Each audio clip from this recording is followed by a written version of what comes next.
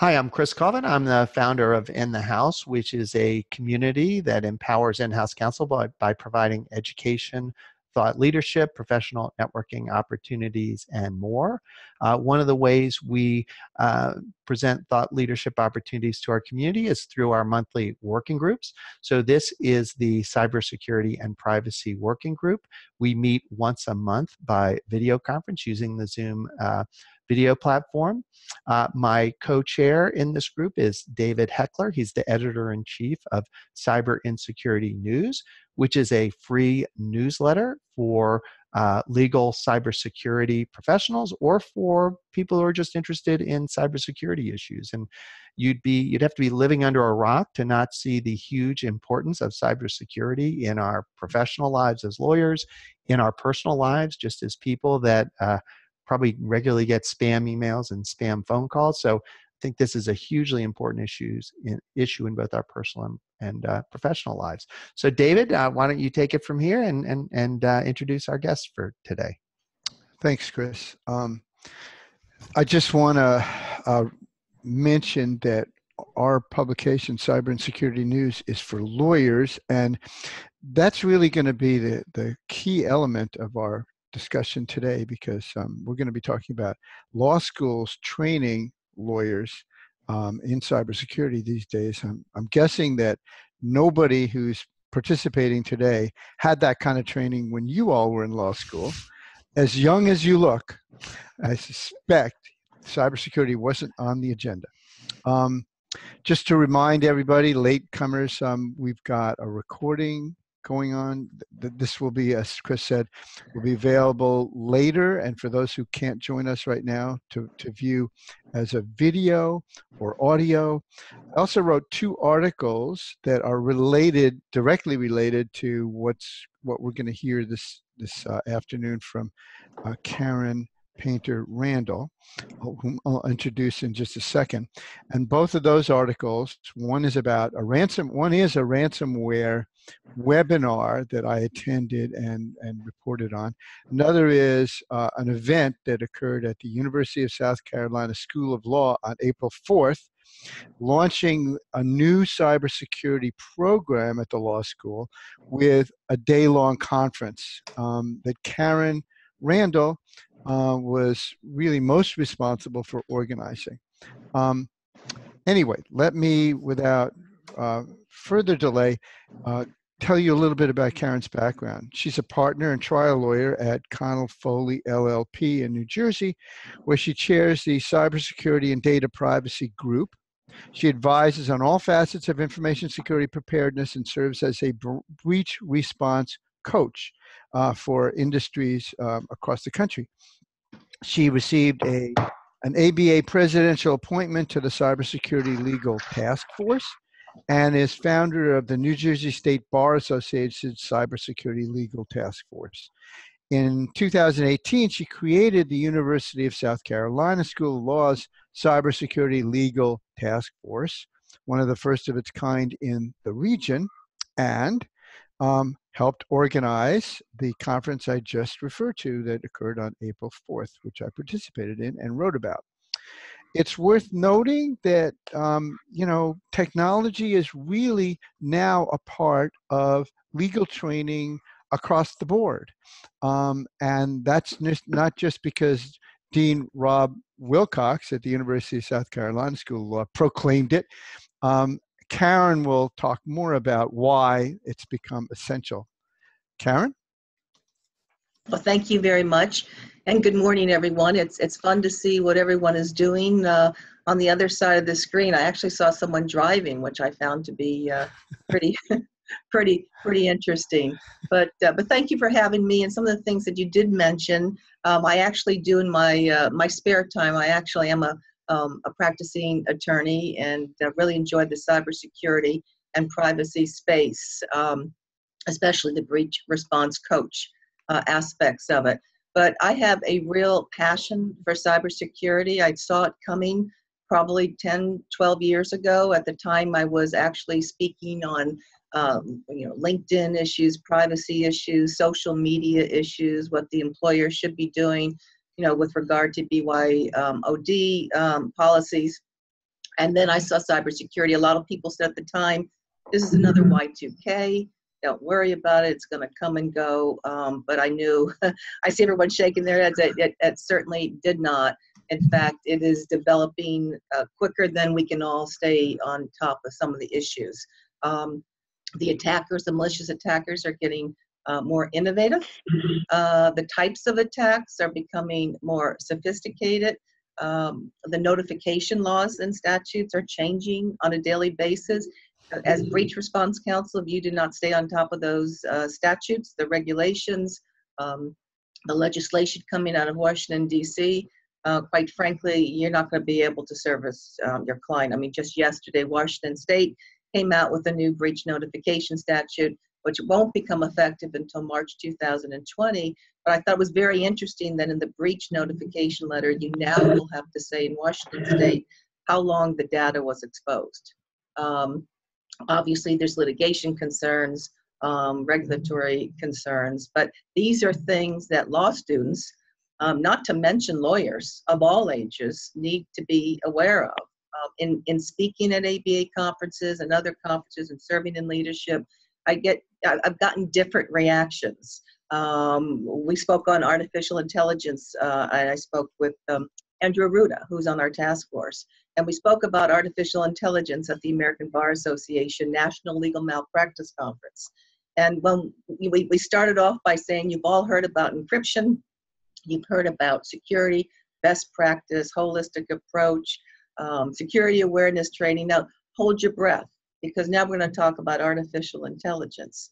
And I would say about a third of the attorneys in the room wanted to throw their hat in the ring, and they wanted to know when their retirement date was coming, because they just could not absorb it. But these are issues that attorneys especially have to become aware of. As I said before, it's my passion.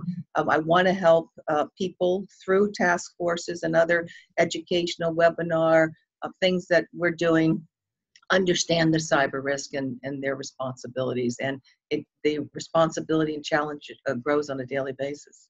So I'm going to jump in for a second for technical reasons. I'm just going to mute all because we're getting some background noise. I'm going to mute all, but I'm going to unmute Karen and David, and then you can individually unmute yourselves. So let me just do that real quick. I'm going to unmute David, and I'm going to unmute Karen. And I'll just reiterate one thing while Chris is doing that. If you bring your cursor down to the bottom of the screen, you'll see mute, unmute. You'll also see that you can stop your video or start your video. But I'll call your attention to the chat box, the chat icon. If you click on it, you'll be able to ask a question. Chris always likes people to do that live, but we'll take questions in any form they come, and I'll keep track of them. And when there's an opportunity, I will ask Karen your question if you choose to use that chat window. Okay. And Karen, you, I think you were going to talk about how you came to start a cybersecurity institute at your old law school. Was that your idea? How did that happen? Well, it evolved over a period of time. I think Rob had mentioned that I had gone down to the law school to speak as part of their tech series. Spoke about breach response, we spoke about ransomware, and the dean of the law school, Rob Wilcox, had indicated to me that he was considering starting a cybersecurity certificate or advanced law program in cybersecurity. And based upon my experience and my involvement with other organizations and in being in the space over, at least a decade, I suggested to him that he might want to build a reputation in cybersecurity before he starts offering some programs. I know there's some law schools out there that just put, cybersecurity degree, cybersecurity certificate, and without a reputation, without a backing, without an advisory board, without a task force that has a wonderful reputation, I think it's just hard to get there. And I think sometimes people see it as a moneymaker, and we didn't want to have that perception created. So Rob and I agreed that we were going to work on a national reputation, And he put me to work on recruiting national experts throughout the country based upon my network and the people that I had worked with, people that I had met, the people that I knew that I had presented with over the years. And one by one, I started to gather the task force members. Rob and I discussed them, and we put together a very respectable, very expert-like task force with different backgrounds. You know, a lot of people make the mistake of just putting all attorneys on a task force. But it was important to us that we brought people in from the insurance industry, from government agencies, from software companies, from transportation companies, from the ports. We have someone from the Port of Charleston there. Any vertical industry that might be impacted, we made sure that we had a representative on the task force, taking into consideration how you approach cybersecurity. We also brought in law enforcement. We have an excellent FBI agent in charge of cyber in the Southeast. We also have experts in the field of cyber liability insurance who also presented at the Institute. So we really have all of our bases covered. When I spoke at the ABA National Conference of Bar Presidents, they wanted to find out about how I created the New Jersey State Bar Association task force. And I took the same approach with that task force. Someone from Ohio who created the task force looked at me and he said, I have all attorneys on my task force. And I said, well, why would you do that? There are different roles that people play in the cybersecurity and privacy space. He was actually going to go back to Ohio and regroup on his task force. So, we put together the task force. We worked really hard and created just an outstanding, first of its kind, inaugural cybersecurity institute at the University of South Carolina School of Law in April. We had wonderful programs. We touched base on everything: ransomware, business email compromise, insurance, artificial intelligence, the California Consumer Privacy Act. The list goes on. It was a one-day program. We had two excellent keynote speakers, one from the FTC, Manisha Maithel, and also from CISA, the new organization under Homeland Security, with Dan Sutherland, who is now Chief Counsel for that group. And I sent out, Dave, you'll enjoy this. I sent out an email with our recent meeting minutes, the call minutes, and I indicated that CISA has just requested a fiscal year budget for 2020, I think of almost $18 billion. I said they're going to have a good time spending that money. We need that money. So the good news is the people in Washington, D.C. are actually seeing cybersecurity as a legitimate threat, and they're acting upon it. Very good. Checking for questions. One thing I'm wondering is the certificate program that South Carolina is starting to prepare, and the dean was also talking to me in the interview in my article about maybe a master's program.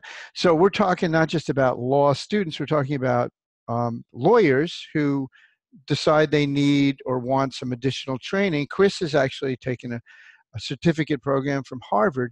What are the benefits of taking a certificate program? What are the benefits of having that kind of certification? What are the benefits of maybe considering going for a master's program? Well, I'm a big believer in education, especially in this space. As I mentioned earlier, you have to keep on top of it. You have to understand both sides, not just the risk aspect of cybersecurity, but also, you see a lot of people in these certificate master's programs understanding the high-tech aspect of it. They learn to be a white hat hacker, which probably could be very beneficial.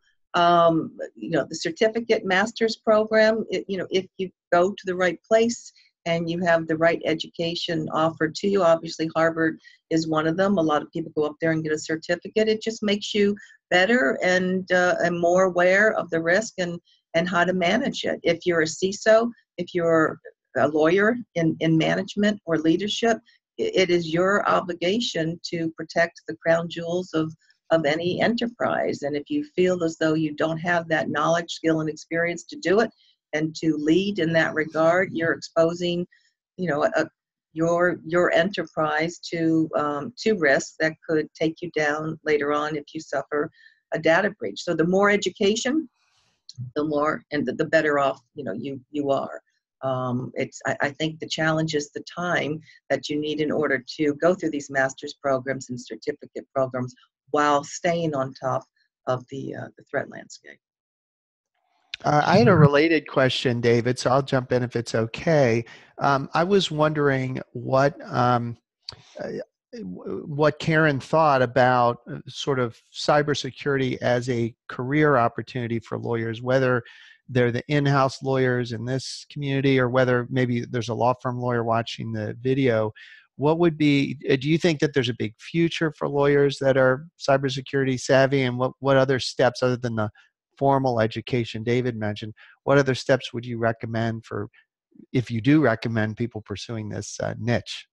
Well, you see me smiling. I mean, there are plenty of jobs out there for attorneys and quite frankly, non-attorneys in the cybersecurity space. I did speak to one of the law school classes down at South Carolina. It was their tech class.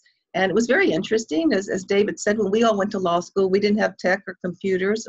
Maybe some of you on this video stream did, but they were all in the classroom with their computers. And they asked me to go to the class to talk about the cybersecurity task force and the institute. So while we were talking, I thought I would drill them on what their knowledge was with regard to best practices. We all think we know better than anyone else, but there's some pretty smart law students out there. And so I said, tell me what the top 5 best practices are in cybersecurity. And they rattled them off so quickly, encryption, management of third-party vendors, security awareness training, layered defense approach. And I thought my business is done here. But I did speak to them about the job market, and that if I were them, I would be wanting to explore a career in cybersecurity, in privacy. There is such a big gap in that area. If you jump into it now and you continue to educate yourself and learn and practice, because of the landscape and because of the way it's constantly and rapidly evolving, you're only going to be very valuable to either a law firm who has a practice group or to a corporation or some type of business. You could even bypass probably the practice of law in that area and go right to a corporation. The need is there in terms of getting beyond that formal education and trying to be educated in another area. We all know about IAPP. They have wonderful certification processes. Their book used to be 50 pages. I think right now, it's probably 400 pages now because, again, the law, privacy, overseas, GDPR, everything is changing so quickly. So, what a wonderful opportunity. And I can't understand why more young people don't want to jump into it. The task force that we have at the University of South Carolina is such a valuable asset. The students have direct contact with people in, national, organizations, at Microsoft, at Ross Intelligence, and they make themselves available to talk to the law students and to give them suggestions, internships, jobs, webinars, whatever they need. And we make that type of information available to the law students if we see jobs that come up. But for anyone on this, there may be some who are not interested in looking for a new job, but if you are and you have the opportunity, the time, and the future to devote to cybersecurity and privacy, you'd have a wonderful career. I agree so much, and I have to mention here, sorry, David, but I have to mention that speaking of direct access to people, well-placed people, just a couple months ago, we had the general counsel of IAPP on this call, and you can watch the recording with Rita Hymas. She has some great points about IAPP and how you can get involved. So I urge you all to go to inthehouse.org, go watch her video or listen to the audio of that session, because she had a lot of great practical advice for lawyers that want to learn more about this area. Yeah, Chris, they have something called Knowledge Net chapters. They're all regional too, and I one of the chairs here in New Jersey, but they're throughout the country, and they have very experienced people running those chapters, and they have programming. So you should look the IAPP up in your area and see if there's any knowledge nets. We had one of the I think it was the Assistant Chief Privacy Officer for the state of South Carolina come and present at the Institute, but he was also a co-chair of the Knowledge Net chapter of IAPP, Alex White. So great resource. Excellent. Anyone in our audience have a question? Want to make sure we give you every chance. I think Syra Vecchiana had one and her hand was up. I'm going to unmute her in case she's having trouble unmuting herself. So Syra or Sira, do you want to pose your question? Hi. Hi. My name is Sira. They've kind Sira, of I'm actually answered part of it, but for if we're an attorney that's completely outside of the privacy or security area, they mentioned some of the different programs. I was just wondering from their opinion, what is sort of the program that would best prepare you for a move into that area? I've looked into the IAP, but I was curious, is that sufficient to, is that just a broad overview? Is that really sufficient for you to be able to transition from a regular corporate job into data privacy? Yes, I think there's a lot of certification programs out there. There are a lot of programs being offered. A lot of the universities are actually producing cybersecurity. Not a lot, but there's some that are very reputable in producing cybersecurity summits and institutes. I could probably name them on one hand, but the first place I would go would be the IAPP. It's very high level, and there several different types of certifications that you can get from the IAPP. So, and I think just recently the ABA worked with the IAPP to develop a recognized specialty in privacy and cybersecurity. You would start with, your SIP certification and move up, and then you would get recommendations from people who knew you, who knew of your practice in cybersecurity and privacy, and it's a lot of work. But I know one of the chief privacy officers for the state of New Jersey just became a fellow. So I would definitely use the IAPP as a resource. Other questions? Anyone else have a question about privacy or training in cybersecurity? You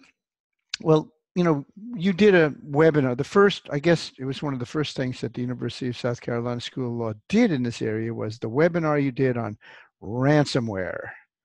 Has anyone here had direct experience with a ransomware attack? That's what I thought. Either they're not saying, or the answer is no. And what I found really interesting about the webinar was that ransomware is not just something that happens to other people. Ransomware is the #1 threat right now, according to all the statistics that we have available. And it's a daunting threat. There are a lot of people who haven't really thought about it as, something that could be right around the corner for their company. You want to talk a little bit about, I wrote about your webinar, so I could talk with you along these lines, but you want to talk a little bit about what makes ransomware such a threat to even companies that don't have these crown jewels, the smaller companies or companies that don't have, some kind of secret sauce behind their success, but, that might make them an obvious target for a cyber attack, but ransomware is kind of an equal provider of threats? Yeah, ransomware is just an awful type of cyber attack, and there are different types of cyber attacks out there. You've heard of probably one of each in the news every night. But David makes a good point with regard to the crown jewels. I'll give you a perfect example. I met with a client a couple of weeks ago, probably more than that, in a certain industry, and he wanted me to come in to talk to his team and key stakeholders about whether or not they were prepared enough. And the CEO was sitting around the conference room table with his general counsel and director of IT, and the list goes on and on and on. And I started to talk about the threat landscape in their industry, who's vulnerable, who's not, what you might need what you need to do with best practices to reduce the business risk. And that's what cybersecurity really is. People think of cybersecurity and they automatically, some do, that it's technology, but it really is managing a business risk. And so halfway through my presentation, he said, I'm going to stop you there because I think we're probably in good shape. And they don't want our stuff anyway. And that was a huge red flag because he didn't understand the fact that we've gotten away from the old myth, which used to be, what are your crown jewels? Are they valuable? Are you holding on to healthcare information, financial information? How are you protecting it? Because they're going to hack you. They're going to steal that information and they're going to sell it on the dark web or whatever they're getting for that piece of information. But these malicious attackers are very smart, and they take the spray and pray approach. Whatever they can do to get in and out and make money, or maybe even use espionage tools to steal IP or other types of information. They're going to do it, and it's going to be done very quickly. So with ransomware, they're not stealing information. It's the new model. They're extorting information from you. They come and they attack you. It's usually through a phishing email. That's why it's usually the human that's the weakest link. They open up the email. The malicious malware is introduced into the system, and suddenly on your screen, you see the skull and the bones, and you've got 3 hours to pay a ransom, or you're never going to get your key information back. Usually people don't even know what to do once that shows up on their screen. I don't know whether or not anyone on this Zoom video conference knows what to do. Yes? No, I don't see any hands being raised. But you certainly want to contain it. You want to unplug your computer so that it doesn't spread throughout your network. So they shut you down and they lock up your key data. And you typically have 4 response options. Number 1, get that key data back from your backup. How many here have good backup? Still looking for those hands to be raised. Some of you may. They're neither confirming nor denying it. Yeah, they're on the phone with IT. I have backup. That's usually what we see, people running for the doors, or they get on the phone with the key stakeholders. But you go to your backup and you say to the malicious actor, go jump.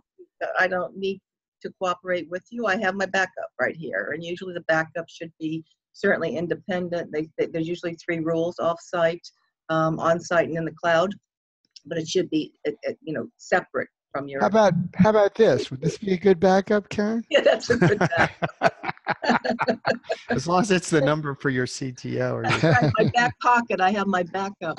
But if you don't have your backup, the next step obviously would be to try to decrypt. It usually takes quadrillion years to try to decrypt. And some people actually go to Google. Some attackers feel guilty over time and they start to publish the decryption key. But that's going to take you a long time. It's usually not successful. Sometimes the FBI actually will have a list of decryption keys that you can go to as well. Your third choice is basically do nothing and lose the data. And obviously you're going to have some reporting to do if that's the case and if the data is important. I did have a ransomware attack where the IT and the individual had already started to negotiate with the attacker, and they finally called their insurance carrier, who assigned me as the breach response coach. I brought forensics in, and we found out that the information that was locked down was not key information. It was like meeting minutes. No one needed them back. It wasn't sensitive information, but the IT department had already tried to negotiate with the attacker and pay the ransom.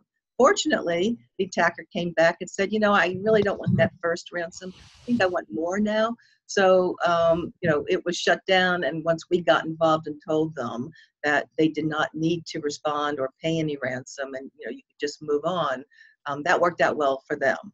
And then obviously the final response option is to negotiate and pay the ransom. And obviously you're not going to do that yourself. We're going to talk about, hopefully, David, cyber insurance. Some of the cyber liability carriers will have preferred vendors in their policy. A breach response coach like my firm forensics firm like Kroll, who's a member of the task force and did the tabletop exercise at our institute.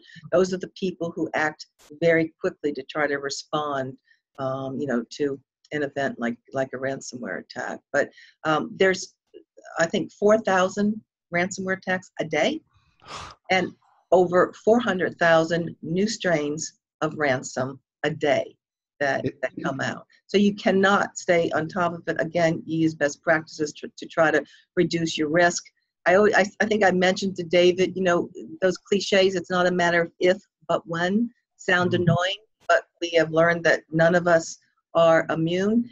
And I have said to my clients, you are judged now by how you respond to an incident, because no one can prepare and be 100% certain that they'll never face an attack. But if you're ready to respond, and you have that instant response plan in place, and your vendors lined up, pre-retained, so that you can act quickly, hopefully within 72 hours, and contain and eradicate. And then if you have to notify, you do it within a certain time period. People, you're going to stay out of the legal, the reputational, the operational, the ethical, for attorneys, hot troubled waters. So there's a strategy in mind, and it's a holistic approach. That's why there's job security in this area, because the hackers keep pushing the envelope and we need to play catch up. So if you can stay current, it's a real nice career opportunity. I wanted to mention briefly, David had mentioned 2 articles at the top of the hour, as well as his publication. So right now I'm posting to the chat window the links to the 2 articles, and then also a link where you can click to, these are not clickbait or ransomware links.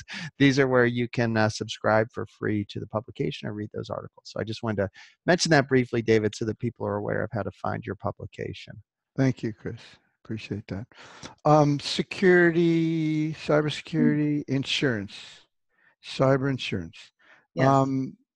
So we've had some reporting on this also, and you mentioned how important it is to start talking about. One angle that's particularly interesting that we had an article about is the whole issue of whether cyber attack can sometimes be viewed as an act of war or terrorism, and hence excluded from the insurance policy. You want to talk about that a little bit? That actually came up at the Institute conference on April 4th, because you did have on that agenda cyber insurance. You want to tell our participants here how that works and whether that's something they should be concerned about? Right. Cyber liability insurance is really one of the key things that you should be seriously considering in order to sleep at night. As I said, everyone has learned that no one is immune, that a cyber attack could take place, that you're going to be judged based upon your response effort. But if everything goes south, or if you have a serious breach that you're involved in, you're going to want to be able to transfer that risk or mitigate your loss by having a cyber liability policy of insurance in place. One of the first things that I would tell everyone to do after this conference would be to call whomever is responsible for your business insurance. It might be your broker, it might be HR. Find out exactly what policies you have in place. It used to be that a GL policy would have some coverage for cyber liability, but now they have an endorsement that specifically states there's no coverage for cyber liability under a GL policy. The one policy that will give you ample protection is, we call it the standalone cyber liability policy, and that is what you should be exploring if you don't have one in place right now. Again, if things go bad, you don't want to be able to pay or have to pay out of pocket for the loss. The costs are tremendous. The average cost of a data breach today, and it jumps around on a yearly basis, is $3.9 million. The other day I heard it was $7 million. Some of the breaches that I've handled between legal, forensics, maybe e-discovery, the costs are enormous. It's considered crisis management, and we are working around the clock 24/7 to understand an incident, to investigate an incident, to contain, eradicate, figure out what is the information that was impacted. Is this information that should have been protected? Is it personally identifiable information? Is it protected healthcare information? Is it IP? And if so, has that been accessed, acquired, exfiltrated? If the answer to that is yes, now we go into the notification stage, which requires, again, an expert vendor to work with us to determine how many people are involved and what do we need to report and how. There are 50 different state notification laws that change on a daily basis. For some reason, we do not have a uniform federal law on notification. So if I get a list of 5,000 names and they're from all over the country, it is going to be an enormous and costly task. The people who get caught up in these breaches who don't have insurance or small to medium-sized businesses, the stats are they usually go out of business within 6 months. I have one that I'm handling right now for an accountant. He's very concerned. He doesn't have any insurance, but he's concerned that he's going to go out of business. And there's a good likelihood that he might. And one of the things I always say to my clients at the end of a response effort is, if they don't have insurance, please pick up the phone and get a policy now. Because if you've been victimized once, it doesn't mean you'll never be victimized again. You could be the victim of a data breach again. And I've had those too, where I've handled breach number 2 for a client, breach number 3. But with regard to the cyber liability policy, I urge you to use a broker who is specialized in procuring cyber liability, because there are many brokers out there that maybe you've used and they just don't have that requisite background and experience in cyber liability insurance. So find someone who is specialized. The people that we had at the Institute, as you saw, David, Willis, you could tell they knew their cyber liability insurance. Understand your policy. Make sure that you do some research before you sit down with the vendor. Understand the exclusions, i.e. act of war, and we'll get into that in a second. Understand the enhancements. Understand the preferred vendors who may be in that policy of insurance. For example, they could have Connell, Foley, and Kroll, and others, obviously. But if you suffer a breach, or you think you have, and you're investigating an incident, and you hire an attorney, and you hire a forensic person, and they're not listed as a preferred vendor, and you submit that bill later, the insurance company could say to you, we're not paying for it because you did not use our preferred vendor.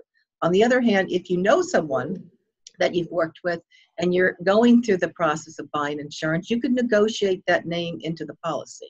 So, you do have some leverage when you purchase that policy. The issue that David raised with regard to the war exclusion is one that developed over the last month or so. It was the Mondelez versus Zurich and the DLA Piper, which came out of the, I think it was the WannaCry ransomware attack. They both found out that they didn't have any coverage for those attacks, and those were multi-million-dollar exposure attacks. A lot of people thought it was the cyber liability policy did not provide the coverage that they thought they had, but the policies involved in those 2 cases were a property policy and a GL policy. So it really was unrelated. So there's some confusion there. People don't understand it, so that's what created the confusion. But those 2 cases are active right now. And I know people in the insurance industry really don't want to dive deep in a discussion about it, because it really is going to be potentially creating some precedent in the insurance industry. Let me just give a quick warning that we have 5 minutes left. We have a hard stop today at 12:50 Eastern. So get those questions in for Karen if you haven't yet. And we had one in writing about the asking about the privacy organization. I've put it, if you go down, you take your cursor down to the bottom of the screen and click on the chat icon, you'll see the name of the organization and information we have about it available right now. The International Association of Privacy Professionals, and Rita Hymas, mentioned by Chris earlier in the show. Okay, one other area that was particularly interesting to me in your conference on April 4th was artificial intelligence.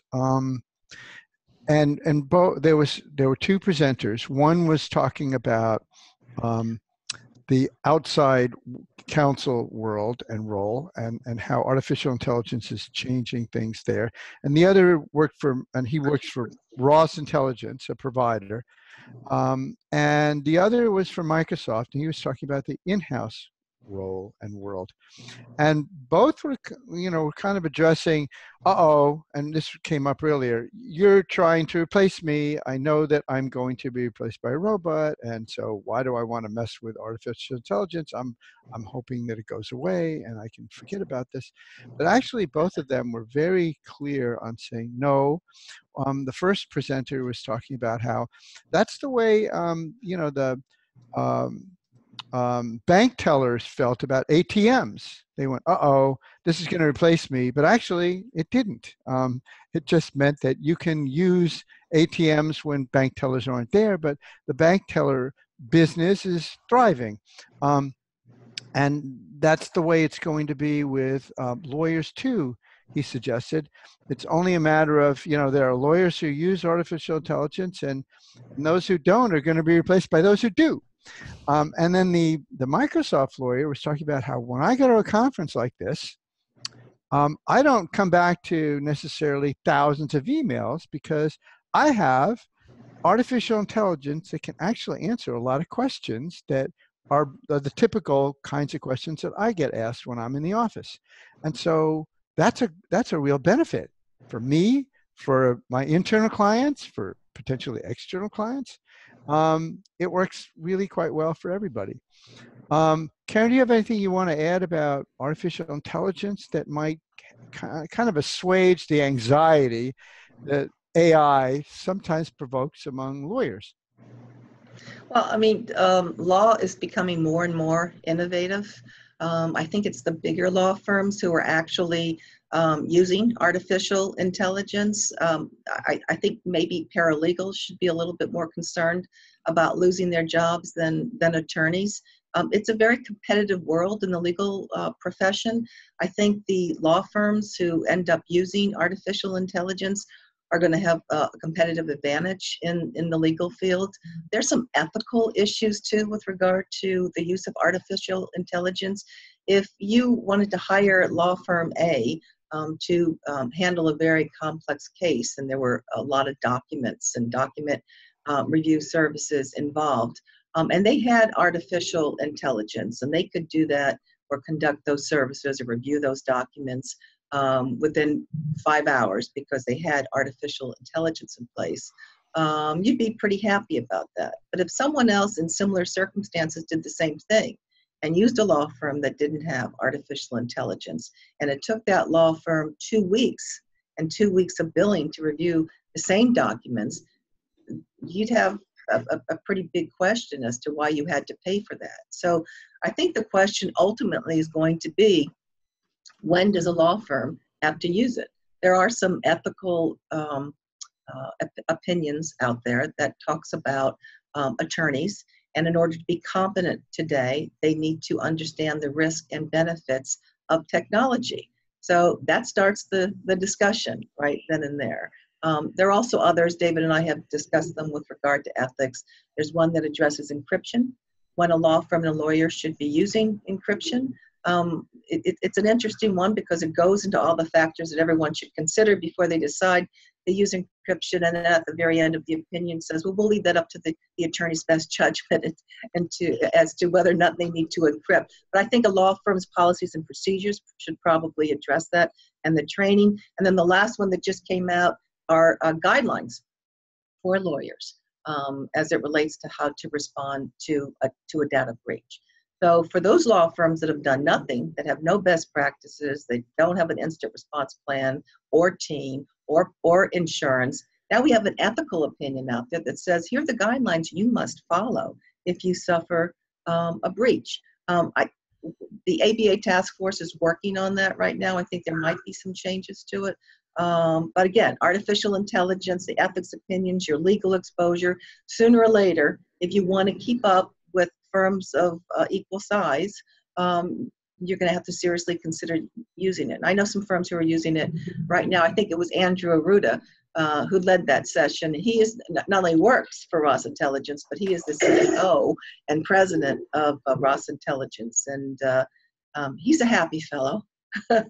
And a lawyer. And a lawyer. Started Yes. out as a lawyer and became an entrepreneur. And I think he's one of the founders of Ross Intelligence. Yes. And he's a nice guy because he's a Canadian. We know that Canadians are. Anyway. Unfortunately, I have to exercise my prerogative as the host to end this session because we're bumping up against the 12:50 mark, 12:50 Eastern. So, Karen, thank you so much for all the great information you provided, and David, thanks for being a great co-chair of this working group. Anyone who wants to learn more or wants to send the video to a friend, you can find everything at inthehouse.org. You can also always reach me, Chris Colvin, chris@inthehouse.org with any questions.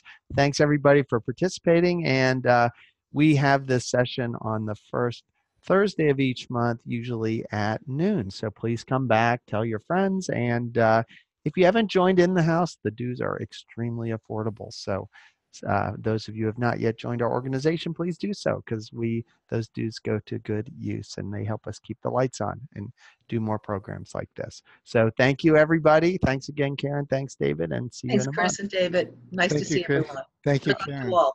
Our pleasure. Thank you.